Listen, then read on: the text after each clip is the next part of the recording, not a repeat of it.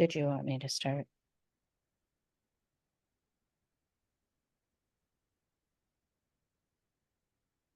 It's going to be disappointing. It's going to be very disappointing.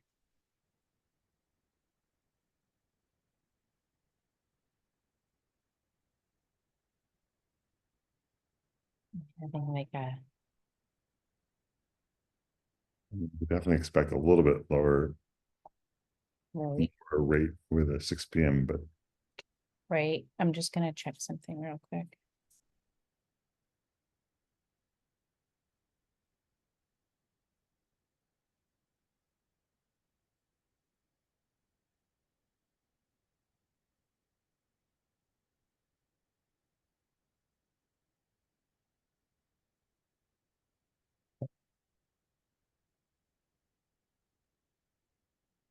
thanks for joining us. We're just going to wait a couple more minutes and get started.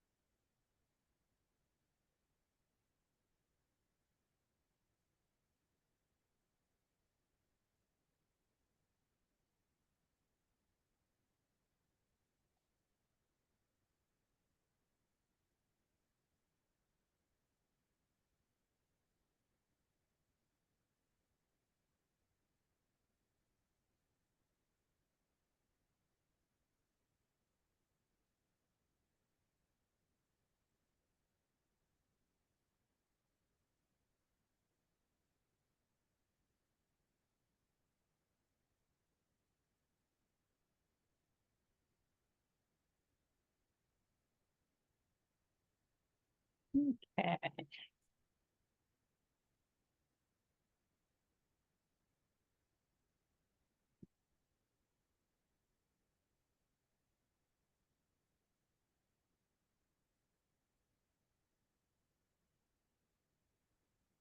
Okay, I know it's late, so we should get going here. And thank you, Heather, very much for leading us today. All right. Thanks so much for coming tonight to the iPlatform webinar for the general public. We're hoping to answer some of the questions that you might have out there. And so we'll just get to it. First and foremost, I would like to thank the Department of Education. They're the reason why we're able to put this particular webinar on for you and that we're able to share this information. Everyone is muted, so you don't have to worry. We cannot hear you. If you have any questions, you can enter them into the Q&A, or I believe in this particular webinar, it's going to be into the chat. So you could go ahead and put it right in the chat. And then at the end of this, there's going to be a brief survey just about the webinar. We always are looking to improve, so we appreciate any feedback you might have. For the agenda for this evening, we're going to go just a general overview of iPlatform. We're going to try to get a little bit into iReport, iAchieve, and iExplore. We could do an hour webinar probably on each one of these. So we're going to give you just a little bit of information about each one, and then we'll go into a couple of scenarios depending on the time. So first and foremost, as we talk about anything that is on the iPlatform site, it is a site that is on the New Hampshire Department of Education's website. All the information in there is pulled from different data sources within the state. So throughout the year, the data is collected. There's assessment data. There's general information about demographic data. and school performance and school information as well. Comes from a variety of different areas, and iPlatform is not just for public schools, it's for charter schools, academies, and any schools that are within New Hampshire. The Just, portions, yep, go just ahead. to clarify, Heather, it's public schools in New Hampshire. Oh, it's Um, public? yeah, so including charters, but not private schools. Okay, perfect. Although there is information on the department's website about private schools, just in terms of general enrollment and those types of things. And then also, I'm going to probably shut off my screen just to protect me too. give people more space. Yeah. So, but I'm still here, and I'll be observing questions, and you can do Q&A or do chat. Either of those work. If anybody has a question, please do. Great. So the information for tonight that we're going to be talking about is iReport, iExplore, and iAchieve. Just a heads up, right now on the iPlatform site, iReport has 2024 data. Most of the 2024 data is in there. There's a few things that are not quite updated yet, but iExplore does not have the 2024 data in it yet. They're working really hard behind the scenes to be able to get that out. They're hoping by the end of this week, but we put mid-December on here just in case any other glitches come up. And then the iAchieve information, most of that is going to be 2024 data. It's very clear on the screen. I'll show you where you can see the year. So if you're looking at it, you can know exactly what you're looking at for which year. If you are looking to get onto iPlatform, you can Google literally iPlatform, or we put the link right here. You can get it right off of the Department of Education site as well. So there's a few different ways you can get there. So the first part about this is, as we're kind of going through each one of these, iReport is the portion of iPlatform that's kind of a school report card. It is a school or a district, and you're able to look at general overall information about that school or district as you search through it, and it will give you lots of information about that. So we'll dig right in here, go right into iReport. And once you click iReport, you will be brought to this screen. You're able to search any way that you would like to search here, whether it be by a town or grade span or anything like that. I tend to just use the school or district here because I usually know what I'm looking for there. It's the fastest way to get there. Again, iReport is updated with this past spring's information. So you would just click on View Report once you select your school or district. And then it brings you up to this particular page here, which is the overview page. This happens to be for Hudson Memorial School. You'll see the information here. There's this overview page is just that. It's an overview of a lot of the information on the different tabs that you can see up here at the top. Just some general information as well. Up at the top, you can go if you've gotten into a different, wanted to get into a different school, or you got into the wrong school, you could go back to the search. If you chose a specific district, you could choose one particular school in that district. There's a compare entities, and then there's a download as well. You will see in some cases that there is a little asterisk with an N.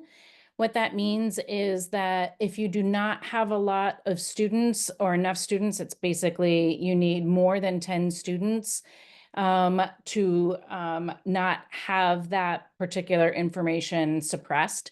If there's 10 students or less, the information is suppressed. So you might see in some cases some N, star N. When I go live, I can show you what that looks like. Right now we're looking at 2024. As we go here, I want to move on from the overview page, just some general information about the achievement portion of this, specifically for the general public. A lot of folks are looking for what does achievement data look like. So the achievement tab here, you can see what your ELA proficiency is, your math or your science, but this proficiency here is a combination of a level 3 and level 4. So that's proficient and highly proficient. It will add up to what the overall student achievement is. Just so that you can understand this area here, this is the target. The state is required to put a target for where they would like students to be when it comes to proficiency in ELA and math. It is a mandate. It is not the state average. It is basically the target or where they're hoping students will be with their proficiency percentages.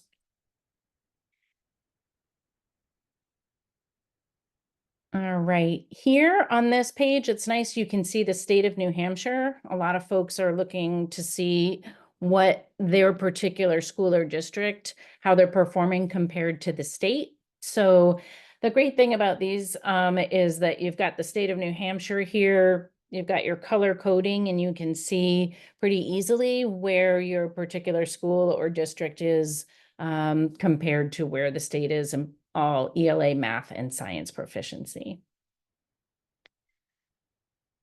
Moving on from here, we'll look at growth. This tab here tells us what type of growth our students are making for, again, a specific school or district. Just so that you can understand, this here is growth compared to his or her academic peers. So as we're looking at growth, we're looking over here at a student in 2023. Maybe that student scored a 512 as a scaled score in ELA. That particular student is then grouped with students who have a very similar score and a similar, obviously the same grade level and all of that. The next year, they might score a 578 in ELA. So they're calculating that student growth percentile, or the SGP, compared to the peers that they had scored similar to the year before. So they create sort of like a cohort of students that have similar scaled scores, and they're seeing how well they've performed from year to year. So that's how growth is calculated per student. What we're seeing here on this page is what's called a mean growth percentile. So basically they take all of those student growth percentiles for any given group or for your whole school, depending on how you're looking at it, and they figure out what the actual mean growth percentile is for those. So they average all those student growth percentiles for that. A mean growth percentile, so over here you can see a mean growth percentile of 50 indicates that on average the students in the group, whether it be whole school or subgroup, are making more growth than the state average. So you want to see a 50 or higher in the growth area. There's a question, just want to answer a question about the assessment data in general. So the assessment data that Heather's explaining is the state assessment test. It's given to kids in grades 3 through 8 and 11, at least for math and ELA. There is something called the DLM, which is an assessment given to kids with significant learning disabilities. It's a very small number of kids in the state. It's less than 1% of the students. That data would also be included in the achievement results that we're seeing here, not in growth, because we don't calculate growth for those students. And the other thing to clarify is growth, just to explain one more time, growth is just for kids in 3 through 8, because we need 2 years of scores in a row. And so really that means kids in 4 through 8, because 3rd grade is their first year they're taking the test. So the growth factor is calculated for kids in grades 4 through 8, both in math and in ELA. So that's this assessment test that we're talking about. Schools frequently give local assessments as well. So you might have heard things like NWA or iReady, or some of these other local assessments that schools do. That's not reflected in here. This is strictly the state assessment test. So I just want to clarify that. Yeah, and one thing I meant to clarify in the beginning as well is if you're looking for specific student scores, you're not going to see any student scores here that are tied to any one particular student. So if you're looking for like your New Hampshire SAS results, you would look on the family portal for that for your particular student. So this is really just an overall scorecard for your whole school or your whole district. So there's no tabs here that are going to show you individual students at all because it is public. Okay, the next area here that I just wanted to give you a quick peek at is the download area. This is where you're able to download any of the information that you're seeing within iReport. So there's a summary, which is kind of a shortened version of your school or district. There's a detailed report, which gives you a ton of information and gives you basically everything. You can download anything to Excel. You can download for a selected school there. You can download from multiple schools or even for all schools within a district. So there's a lot of different things that you're able to download if you wanted to download and print anything for your purposes. Right now, I just want to go live into iReport. It's a lot easier to kind of see the information. So I'm going to click right on iReport. I'm on iPlatform here. I'm going on iReport, and it's going to bring me up to that place where I can select a school. They're basically in alphabetical order, so you can select a school or district. I will, just so that we can see a bit of information, I'll select Nashua. And then once it comes up, I'm going to just make it a little bit bigger so that you can see it on the screen a little bit better. So right here is where I was saying that you will default to the overview tab.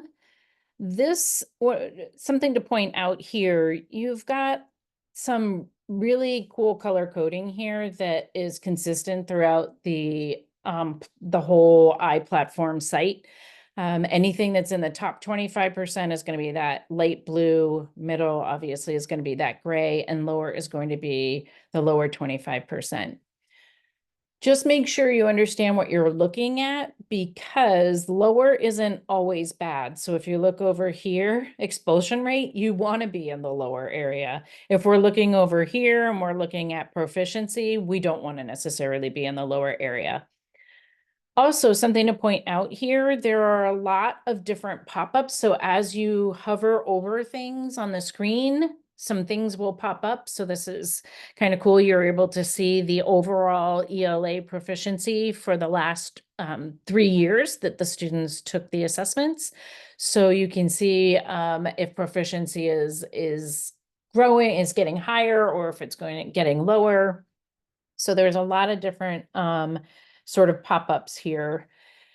The place where I want to look just really quickly here, sort of looking at pop-ups, is this profile page. So this is overall.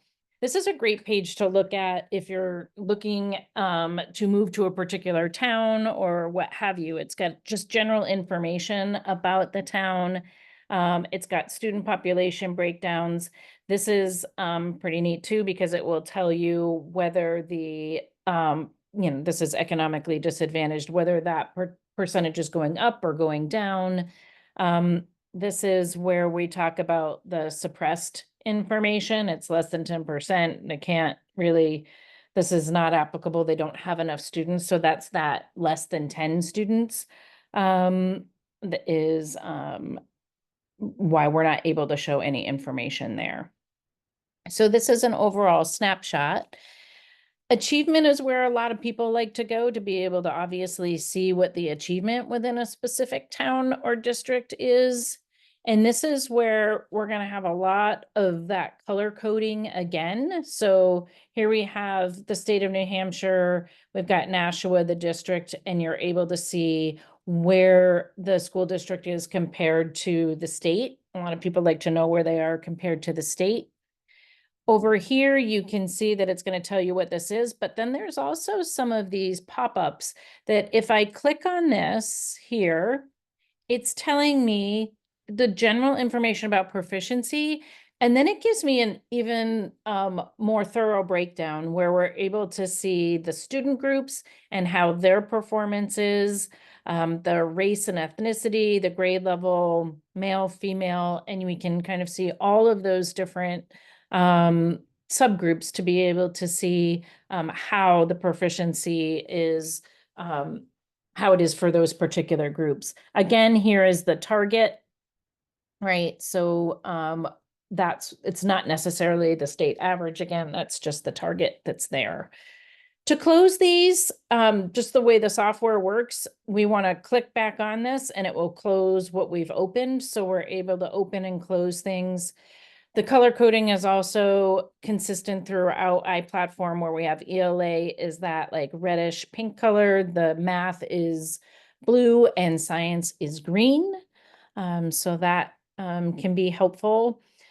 If you're scrolling down, you can kind of see a little bit more information about some of the things that, Mike was talking about, like with the NAEP, with English language proficiency in general. You can see some participation stuff. So this is a tab that people spend quite a bit of time on. The next tab that is also one that folks look at quite a bit is this growth tab. This is where I was talking about where it was giving you the mean growth percentile.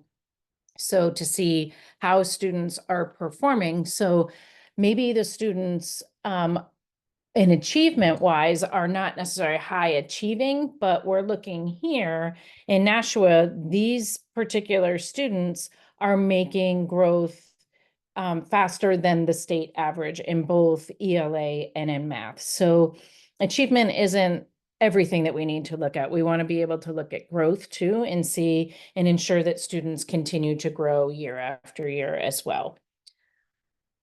So you can see the different subgroups here and see what the growth is for those particular subgroups.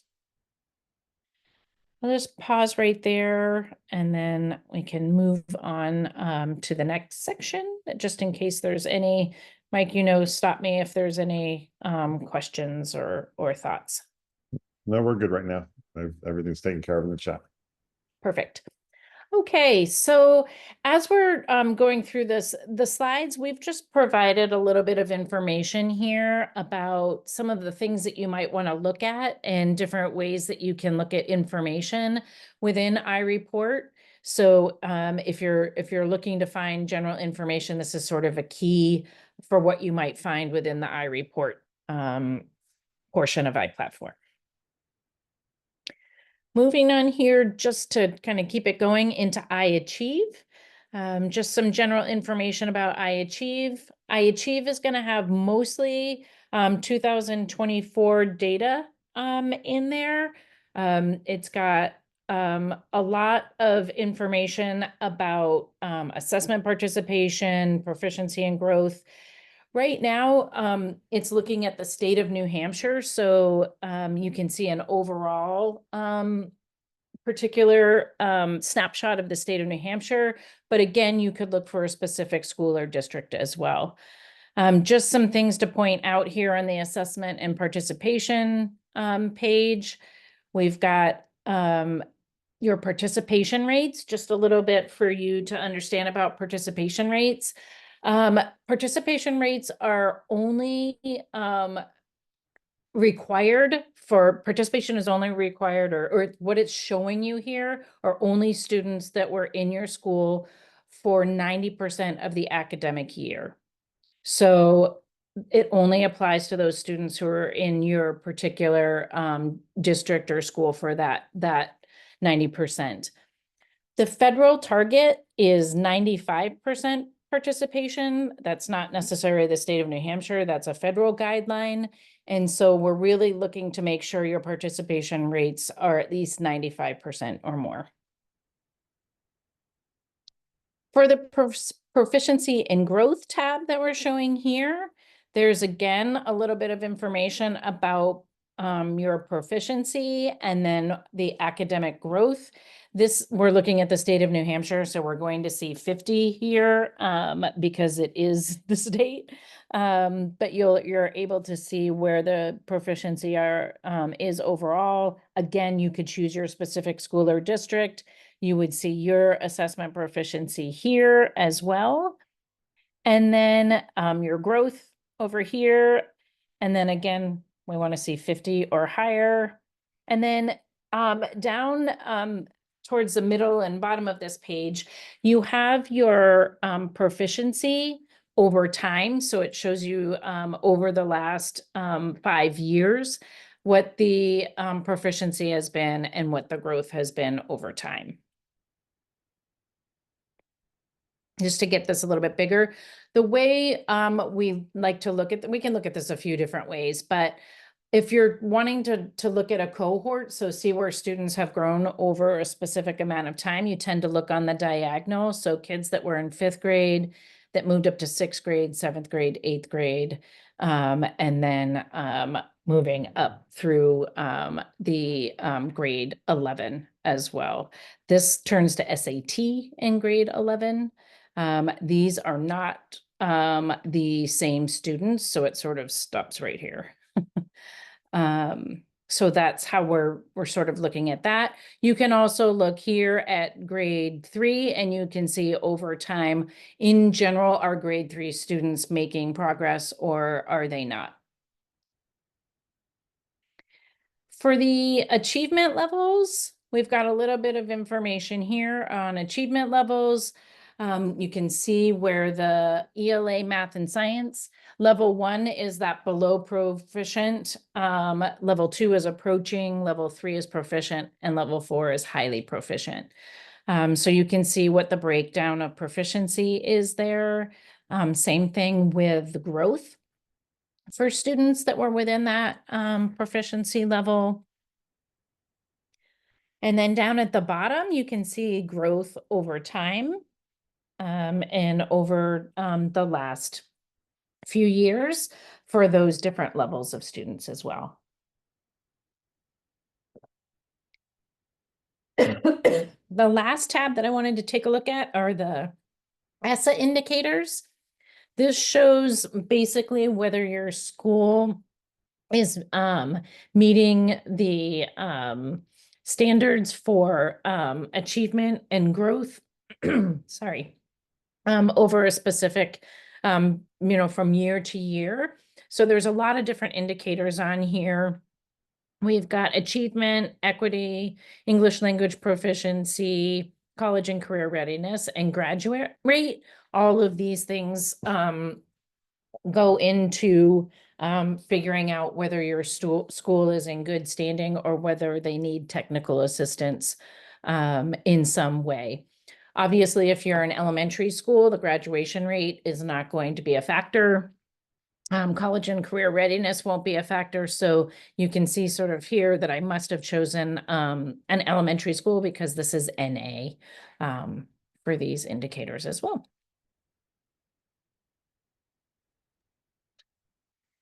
I'm going to go live. There was a question just to make sure clarified that those school designations are schools identified every year, but the identification doesn't, you can't become, if you're in good standing, you'll stay in good standing for typically for 3 years. There's 3 different types as Heather was showing there. There's CSI, which is your whole school struggling, ATS, and which means that you've got a subgroup in your school that's struggling, and then TSI, meaning you've got a subgroup that was struggling for 2 years in a row. The TSI designations are identified every year. The other 2 designations, CSI and ATS, are only identified once every 3 years. So typically you might have that standing for up to 3 years, and hopefully by then you've fallen off it, and you'll be back into good standing.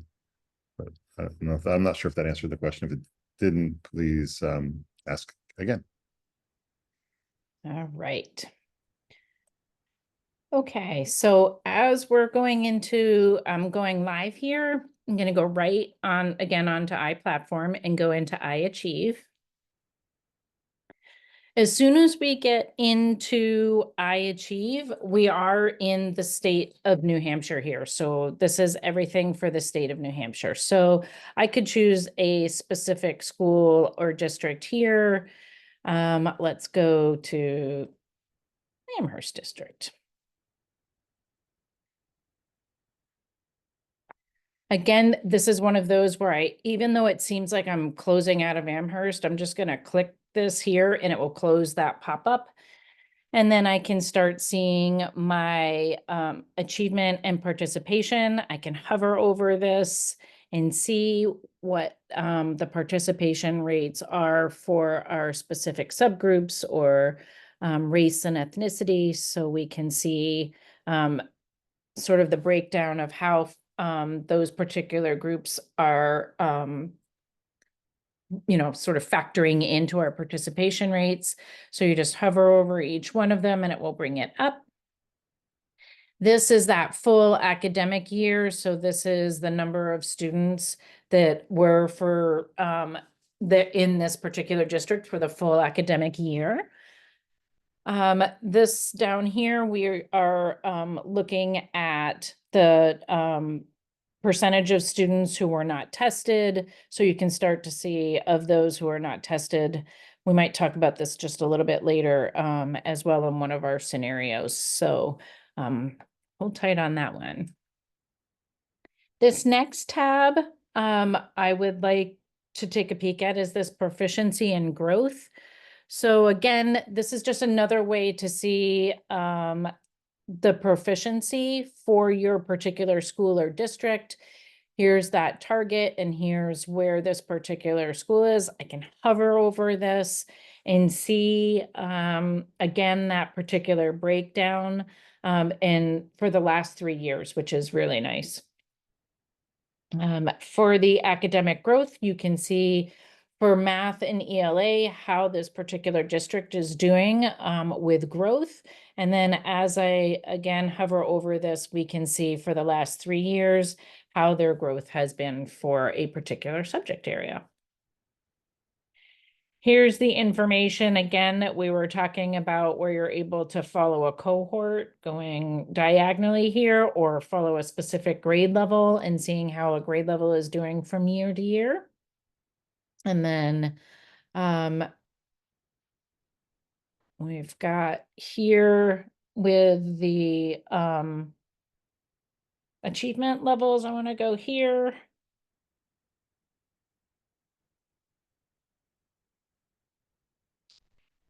So this is what I always say this is one of my favorite things to see because we're looking at achievement levels. So you can see what percentage of students fall into each achievement band here for level 1, 2, 3, and 4. But what I like to do is when you hover over this, you can see for level 4, the number of or percentage of students who moved from a specific level. So it looks like for level 4 that they're 52, a little over 52% of them were level 4 last year. 19.4% of them were level 3 last year and 1.29 were level 2. So you can see the movement there. The not required to test means maybe they were 3rd grade students. Maybe it was somebody who's moved in from out of state. So that's what that percentage is there. This here, as we kind of go through this is again, we're looking at level 3. So now we look at, so these kids in level 3, 0.03% of them, roughly 17% of them went down from level 4. And then we've got 47 stayed the same. Obviously, you can read on our screen, 19% went from level 2 and up, and then some went from level 1. So it's kind of nice to be able to see this breakdown. And then with the academic growth, you can see what the academic growth is, again, for the last 3 years for those level 1 students or level 2 students. Have you? Again, this is that over time where you're able to see level 1 and how level 1 students are doing. It's pretty interesting to kind of see where students, it's a little bit hard to see. I need to scroll down a little bit more. You can see year after year where they're going. So we can see here that the level 2 students seem to be decreasing, which is good. Okay. The last section we have here are for the ESSA indicators. So as we're looking at these ESSA indicators, we can see here because I had chosen a district, it doesn't want me to see the whole district, so I can let's look at the middle school here. So you can see again that this particular school is in good standing. You can see what the scores are for achievement and equity. They don't have enough students for English language proficiency, so that is not showing anything there. But here's where you can kind of see how this particular school scored for those.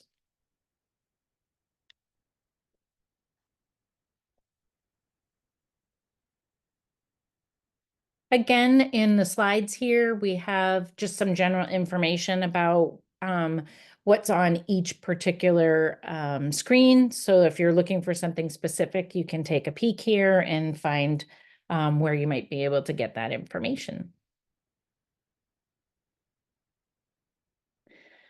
I'm gonna take the last one we're gonna take a peek at is iExplore. iExplore is kind of one of those things where you're really able to kind of take a look at some different indicators and see where other folks are performing within the state as well. So we're able to kind of explore maybe how you're doing compared to others in the state. So as we go in here, what we're looking at here, we are not, again, going to see 2024 data yet. It's coming, but in general, here's what iExplore looks like. We have, just to kind of make it a little bit bigger, this first section here where we have Explore, you can see up at the top, you've got some different indicators that you're able to choose. This particular indicator that we're looking at here is average class size. On the Explore page, what we're looking at here, you can choose any, there's so many different indicators that you can choose from. And when I go live, I can show you how to do that. But on this Explore page, we're looking at proficiency. That's a combined math and ELA proficiency. So any indicator that we choose here is looking at it in relation to the overall math and ELA proficiency combined. So some things that I want to talk about here is this Pearson R value. This Pearson R value is basically giving us the probability of whether there is a correlation between the indicator that we chose here, which is average class size, compared to how students are overall proficient in ELA and math. A value between 0.8 and 1 means that it's a positive correlation, and anything below a 0.5 tends to be a weak correlation.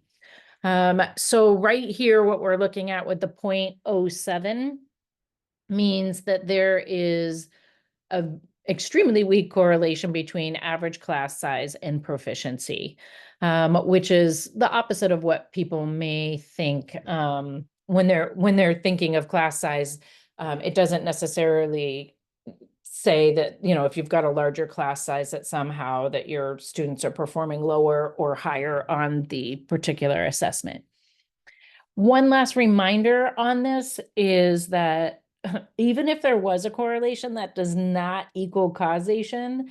That does not mean that the larger class sizes or smaller class sizes are in fact the only things that are causing students to score better or worse on the assessment. So just kind of keeping that in mind as you're looking at the Pearson R values. The next tab I want to look at is the Discover tab. I like this tab. I go from Explore to Discover because in this particular tab, you're able to choose the different indicators, where the Explore tab was only able to look at whatever indicator you chose compared to the proficiency in ELA and math. You're able to choose the different indicators for what you want on the X or Y axis. So I'm looking at student growth in ELA versus the average teacher salary. So I was able to choose both of those indicators. And you can, once you click on the down arrow, you'll be able to see what those indicators are. So I was able to choose those. And this is again a 0.18. So this is not a positive correlation. So there is no correlation between a student's growth in ELA and what teachers are paid.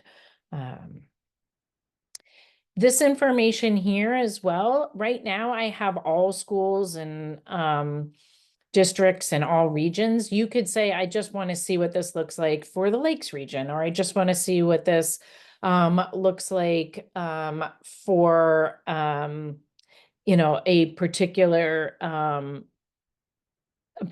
district or what have you. The last one I want to take a peek at is this compare tab.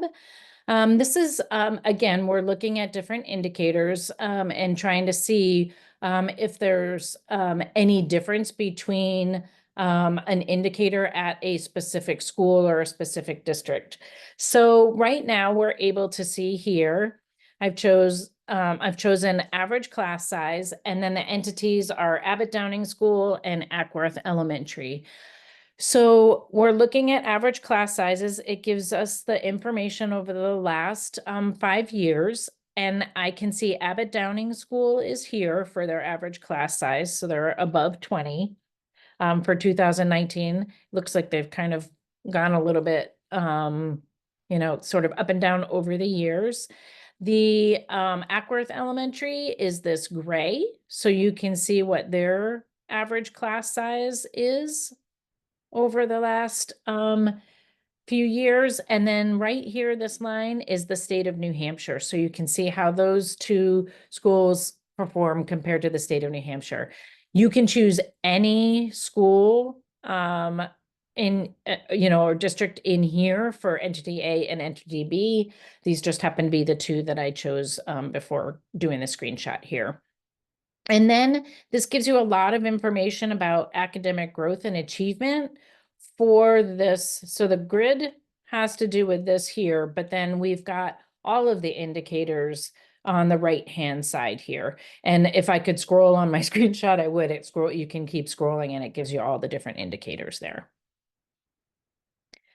So here's all of the indicators that you have, and it keeps going down even further. So you're just able to choose that within iExplore here. Okay. Something new that's going to be coming up for iExplore is this download feature. It's not available quite yet, but once you click download, you're able to download anything from the pages that you are on. So if I'm an Explorer, it's going to give me those Explore indicators for what I have here. So you can do compare indicators, discover indicators, the searches. So all of these tabs here, you're able to print and download the information from that particular screen. So this is going to be something new that's going to be pretty cool within iExplore. I'm not going to go live into iExplore. I will probably for one of our scenarios here so that you can see it. Here's some areas that you might, if you're looking for specific information. Again, this is the general overview of what's on each one of those particular tabs. So I think we'll move into scenarios at this point to just think about how we might be able to use iPlatform for your purposes. So scenario 1 here, due to community dynamics, you're wondering if your school is struggling with assessment participation rates. So you're looking to see what the participation rates are and maybe a breakdown of some of those subpopulations that may or may not be participating. Question is, where could we find this information? So there's a couple of places that you can find the information. I'm going to go in here and I want to go into, first we'll go into iReport. I'm going to go back to, I'll pick a different, Portsmouth. Hey, looking at Portsmouth Middle School. So right here, we're looking at, once it paints here, I'm gonna go right to this achievement tab here. And on the achievement tab, I'll be able to see what our specific information is for our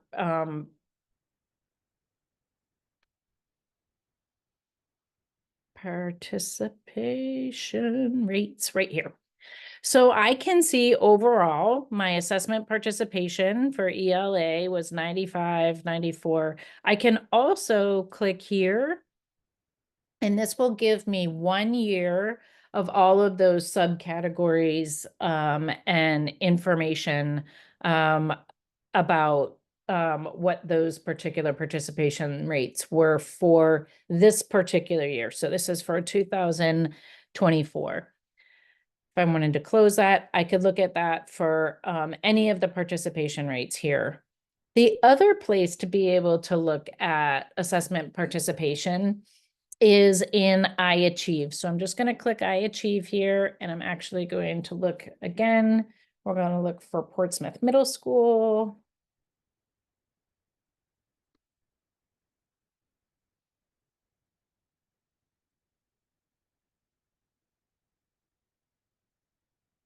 I'm going to go to the assessment participation section here. And here's where I'm able to see those participation rates. Now, when I'm looking at this, what I like about the iAchieve over the iReport is that one thing, I'm able to see the last 3 years of participation for each one of those subgroups. So I can see if there's any sort of trend downward or trend upward or what have you. I'm also able to see, as we're looking at the percentage of students not tested, I can see the percentage of students that weren't tested and where they fall within those particular subgroups as well. So we're looking here, and I can see right here that of the students, the 5% of students that did not participate this past year, 15% of them were students, sorry, we're trying to move my pointer, but I can't. 15% of those were students with disabilities. So I'm wondering sort of what that might be about. Also, there is this section here that's the breakdown of students not tested. If I click on here,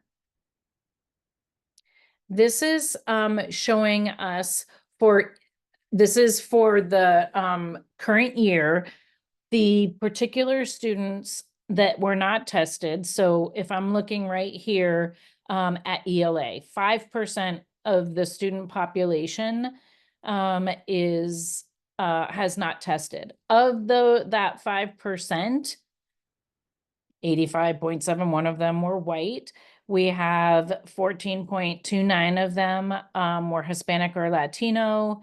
And then you can kind of see here as well, if we're looking at subgroups. So we have the particular students that were economically disadvantaged. If I look over here, I've got 33% of them were economically disadvantaged. So it might be something to take a look at here. We've got not economically disadvantaged and so on and so forth. So this is just another way to be able to look at this. So as I'm looking here and I say, okay, I've got economically disadvantaged, I have, 8% of students. Tell me, you got to help me with this again, Mike, because my brain is not working properly. So I have 8% are economically disadvantaged. Yep. And then So 8% of students who are economically disadvantaged aren't taking the test. However, if we just look at all the kids who didn't take the test, if we're just focused on the kids who didn't take the test, What this is telling us is that 33% of all the kids who didn't take the test were economically disadvantaged.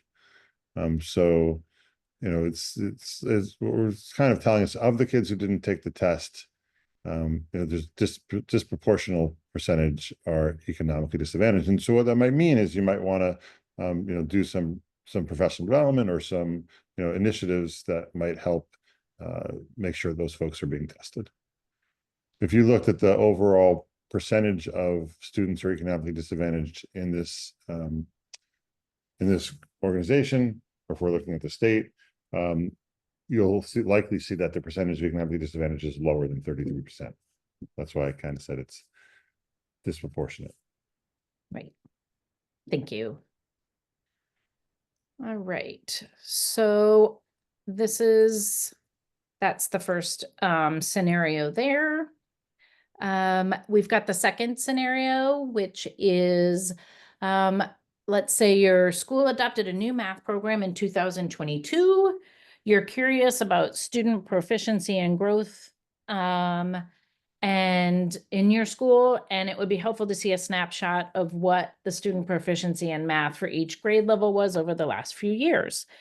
So now, as we're looking at this one here, we are going to be going again into iAchieve. And if we're going into iAchieve, we're going to be going into this proficiency and growth tab.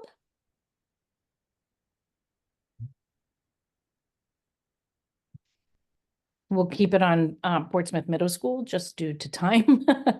And we can scroll down here and we can say, actually, I would like it to be not, I would like it to have a few more years here. So let's go to.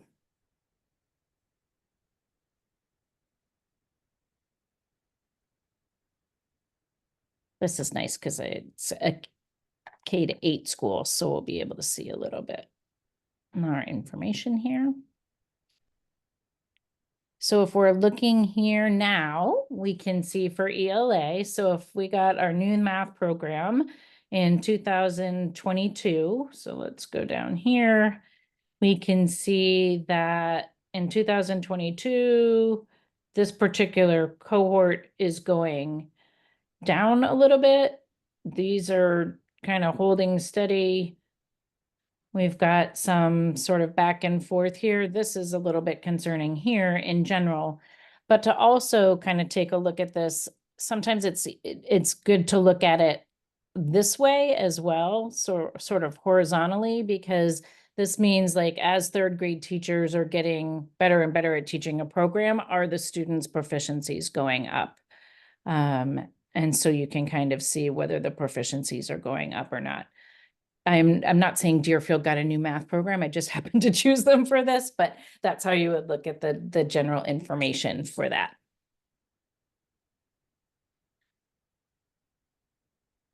The last scenario that we were looking at is maybe you're looking to move to a different part of the state. This one is due to your growing family, or you want to be closer to relatives, or maybe you're just looking for a move.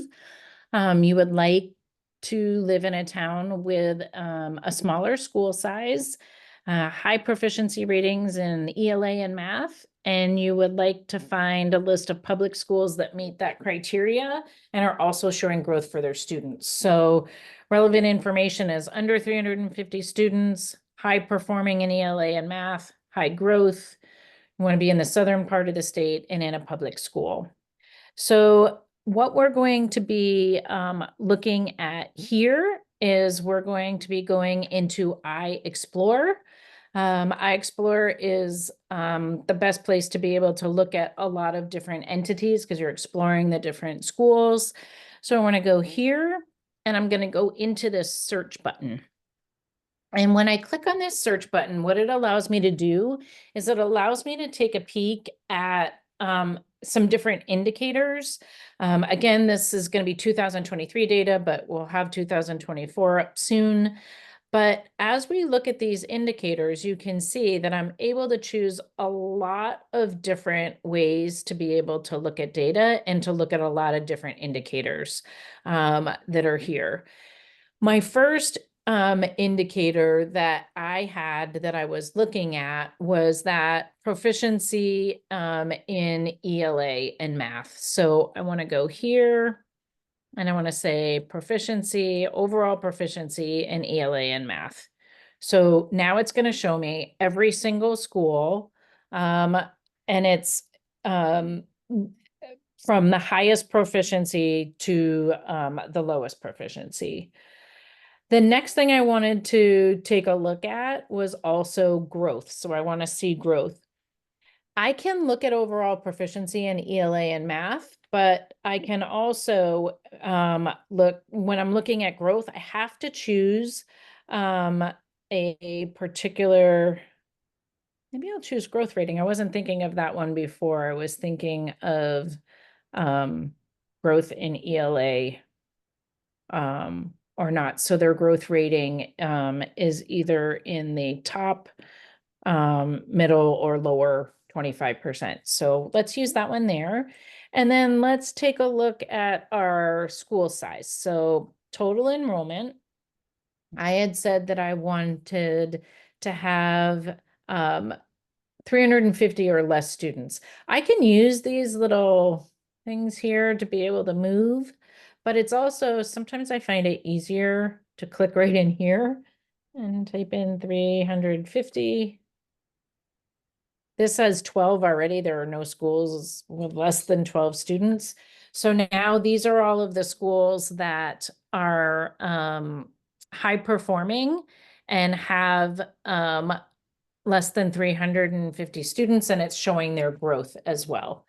I could say that I would like to make sure that their growth is either in the middle or higher. So I can take this and I can say that I would like this to be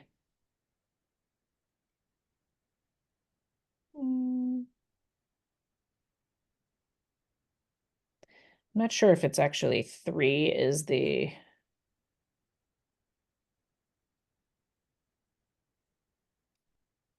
so now it's only including those schools, so it's narrowing my search.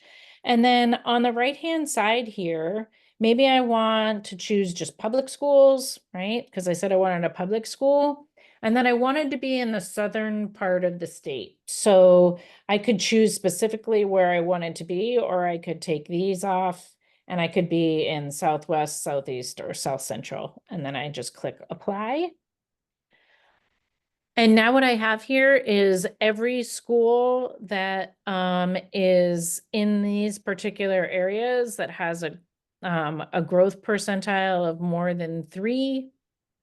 So they're average or high average. And these are the highest performing schools. Right now, it is this is what the sorting is off of. So if I click here,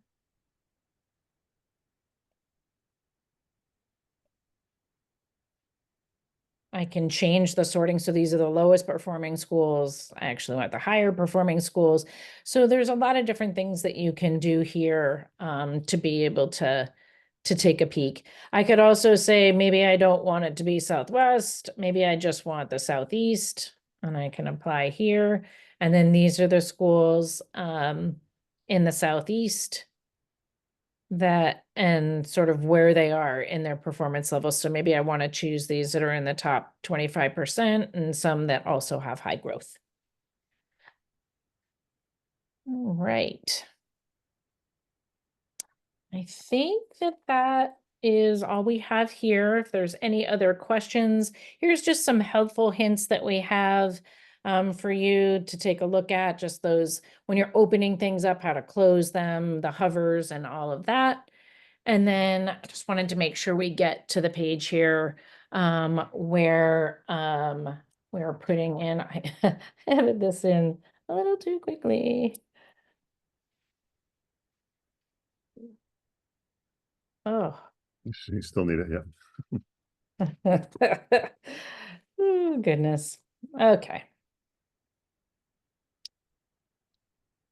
Yeah, we're good. Excellent. All right. So unless there's any other questions, we will thank everybody for coming, and we appreciate your time tonight.